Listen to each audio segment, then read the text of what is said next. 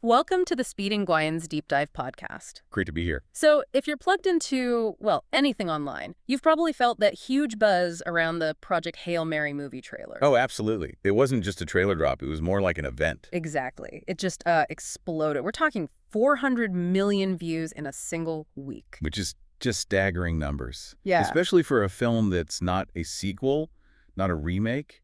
A record, actually. It really signals something, doesn't it? Like a real hunger for this kind of original, maybe more optimistic sci-fi. I think so. Especially compared to, a lot of the darker dystopian stuff we often see. Right. So that's our mission today, really. We're going to dive into all these sources you've sent us, industry articles, fan forums, reviews, the works. Mm-hmm. And we want to unpack why. Why all this excitement? What's the core appeal here? And yeah, touch on some of the debates cropping up around the adaptation from the book. We'll look at the talent, obviously behind and in front of the camera, and what changes we might expect from Andy Weir's, let's face it, much-loved novel. It's a big task, translating that book. It definitely is. Okay, so that huge public interest. You have to think it starts with the team they pulled together. Oh, for sure. You've got Phil Lord and Christopher Miller directing Oscar winners. Yeah, the guys behind 21 Jump Street, Spider-Verse, the Lego movie, they have such a distinct, dynamic style. And they're also adapting Weir's Artemis, which tells you they must really connect with his whole approach, his voice. And it's not just them. Drew Goddard wrote the screenplay. Who also wrote The Martian. Yeah. So right away, that's kind of a signal to fans, isn't it? Expect that same blend of wit and, solid science. Totally. And then the cast. Wow. Ryan Gosling as Raylan Grace, obviously, Academy Award nominee. And Sandra Hiller as Strat, which is fantastic casting. Plus Lionel Boyce, Ken Leung as Yao, Milana Vaintrub as Alukna. And this is interesting from the sources. James Ortiz is listed as Rocky's puppeteer and performer. Right. Which suggests maybe a practical element, not just pure CGI for Rocky. A blend, maybe. Could be fascinating. Okay, and the date for everyone's calendar, March 20th, 2026. That's when it's scheduled to hit theaters. Not too long to wait. Well, kind of long. Huh? Yeah, feels it sometimes. So the trailer itself, it promises this, quote, visual feast. Jaw-dropping visuals. But how?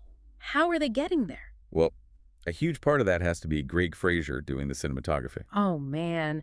Dune Parts 1 and 2, the Batman Rogue One. His work is incredible. It really is. And the sources mention he's using these unusual lenses, even vintage Soviet ones. That sounds specific. Why would he do that? Well, those old lenses, they often have imperfections, right? Unique flares, softer focus sometimes, maybe slight distortions. It gives a more organic, maybe less sterile feel than modern perfect lenses. Okay. So it fits that gritty human vibe they seem to be aiming for, making space feel like tangible. Exactly.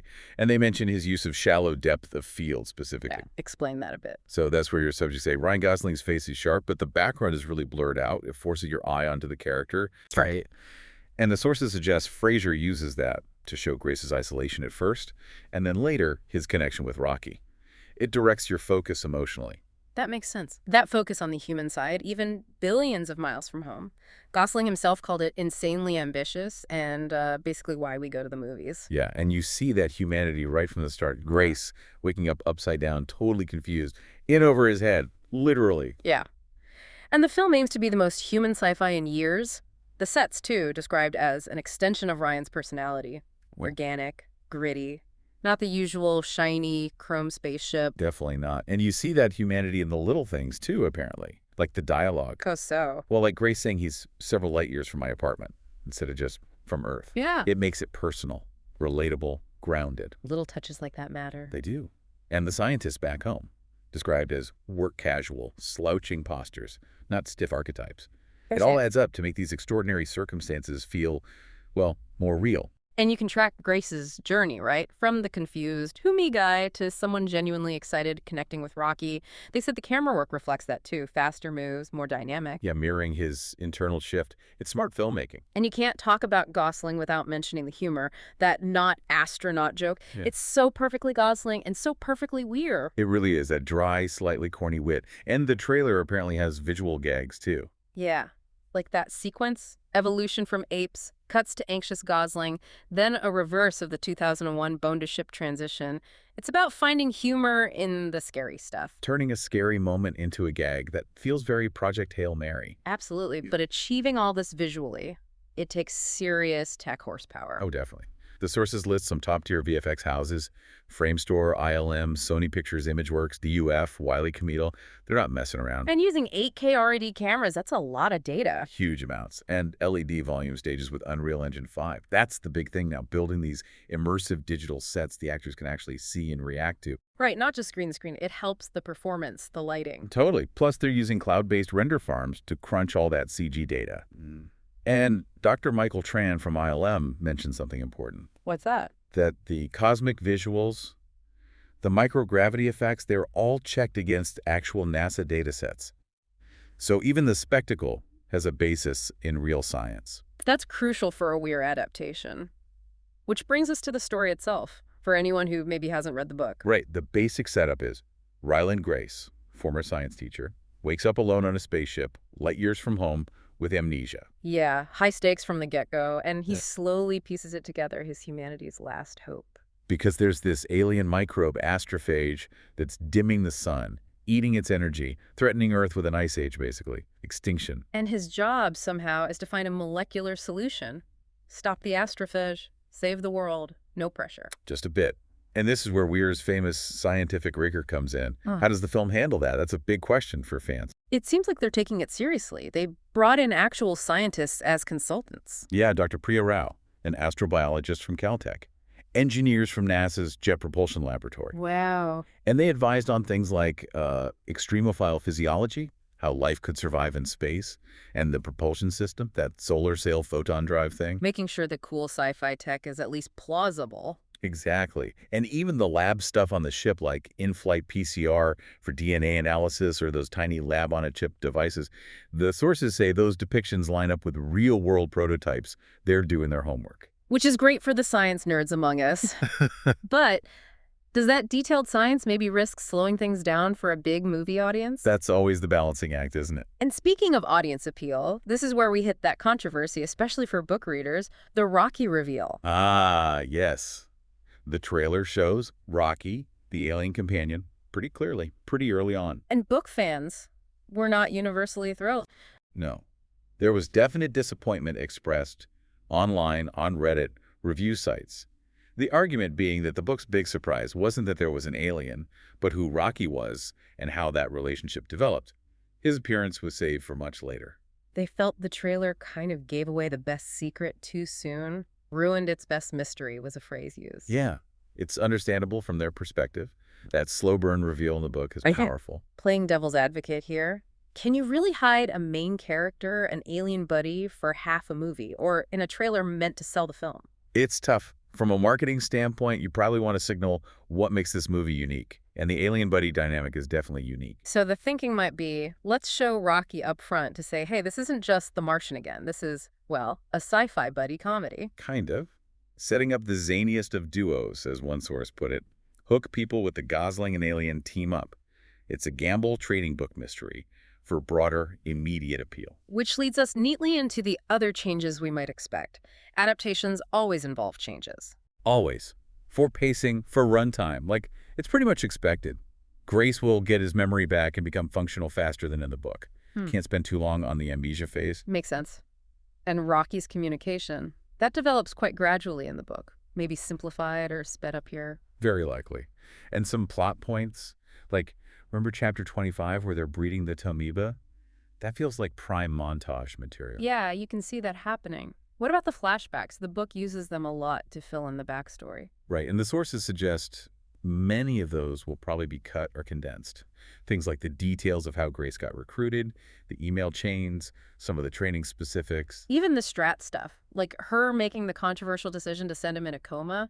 Fans seem worried her character might get watered down. There's definitely concern about that. Strat is such a strong, morally complex character. Some fans are even hoping the scene where she drugs Base in and that could be a powerful cinematic moment. It could. You need her toughness to make Grace's predicament really land. Exactly. Another thing fans are debating online is the centrifuge. Ah, the spinning part of the ship for gravity. Crucial in the book. Crucial, but potentially complex and expensive to depict constantly, especially the transitions between gravity and zero-G. Some fans wondered if they just cut it. But the trailer shows it right. It does seem to show it in use, so Maybe they simplify it, like the central part spins, but maybe it doesn't detach from the fuel tanks like in the book. A visual shorthand for gravity? Possibly. Easier to film, still gets the idea across. Mm-hmm. And then there's Rocky himself, his look. Book readers often pictured, well, a giant spider. Pretty much. But the film might soften that, make him maybe more crab-like, less arachnophobia-inducing for the general audience. Probably a wise move commercially, using a mix of practical effects, maybe puppetry like we mentioned, and CGI. And his voice. The audiobook gave him that amazing musical chime-like voice. Which was brilliant. The trailer seemed to hint at something maybe more electronic, technology-inspired. It sounded a bit like that, yeah. Another change that could really alter the feel of the character. And the biggest potential change everyone's talking about, the ending. Oh, yeah. Huge debate fodder. The book has that bittersweet ending, right? Grace chooses to stay on arid Rocky's home planet. Doesn't come back to Earth. Which works beautifully in the book, but Right. movies often like more closure. Exactly. So fans are split. Some really hope the movie changes it, has Grace return home, maybe see an older Strat or his students grown up, get that big emotional payoff. While others love the book's ending, maybe feel it's more fitting or leaves room for sequels. Right. It's a major point of potential contention.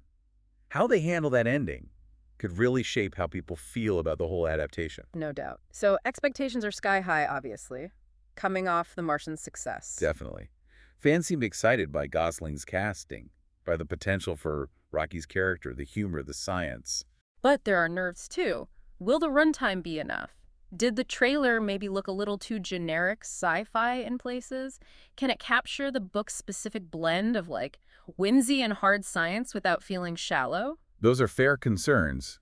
It's a tricky tone to nail. But despite all the potential changes, the core thing everyone seems excited for is that relationship. Absolutely. The Grace and Rocky friendship, that's the heart. People are looking forward to those quiet moments, the funny moments, the connection building between them, like the Earth sack. Yeah. How simple objects become symbols of their bond.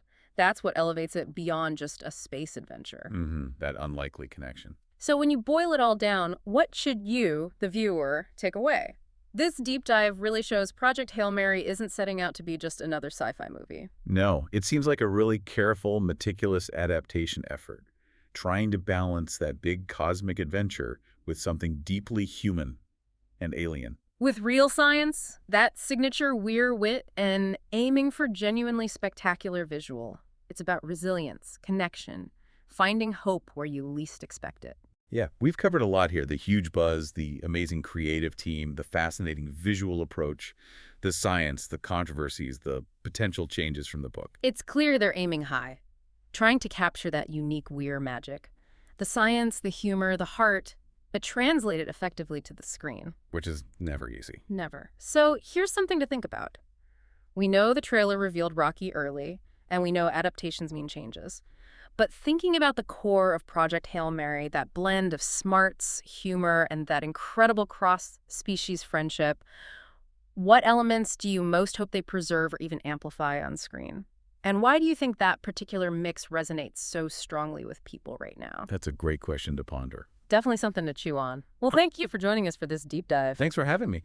Until next time, keep exploring, keep questioning, and yeah, keep an eye on the stars.